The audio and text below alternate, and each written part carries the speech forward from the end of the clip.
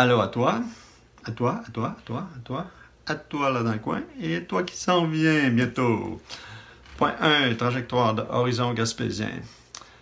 Les rapports d'activité et les rapports financiers qu'on vous présente ce soir couvrent notre année fiscale qui est déjà un peu loin derrière, soit avril 2019 à mars 2020. Je vous présente trois thèmes. Le premier, exister. Deuxième, membership. Troisième, l'autofinancement.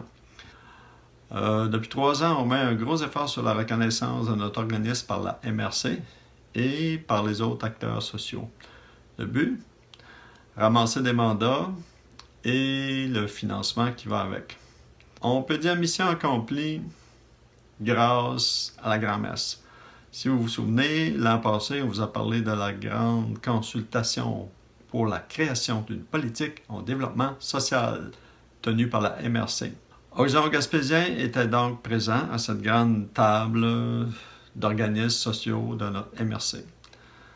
Donc, on a obtenu la reconnaissance de la MRC et en même temps, tous les autres organismes participants nous voient étant partageant la même table.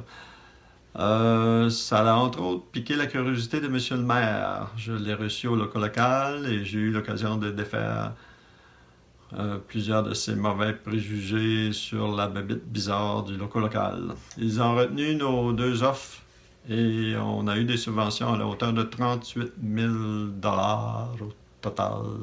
32 000 pour nos opérations générales et quelques actions spécifiques dont on verra le détail au point 6.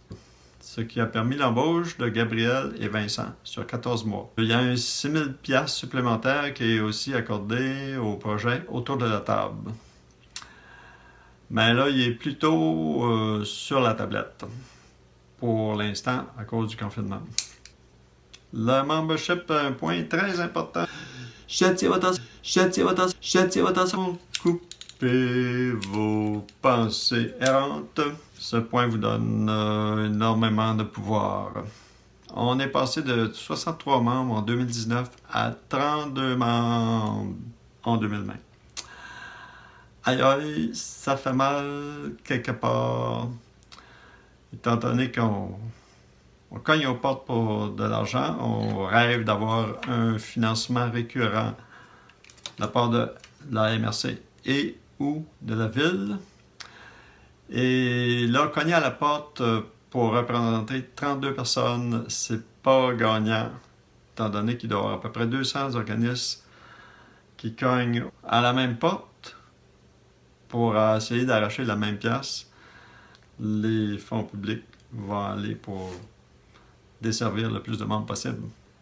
J'ai beau faire du lobbying avec M. le maire, offrir la lune, on a l'air d'une coquille un peu vide. Si on n'est pas supporté par nos membres, on va être difficilement supporté par les fonds publics. Vous avez compris la patente. Un petit 12 $, qui est la cotisation annuelle, ça a un poids politique beaucoup plus important que le 12 $ déboursé.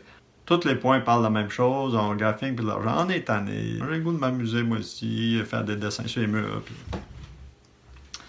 Fait que, on cherche toujours une idée géniale pour être plus résilient.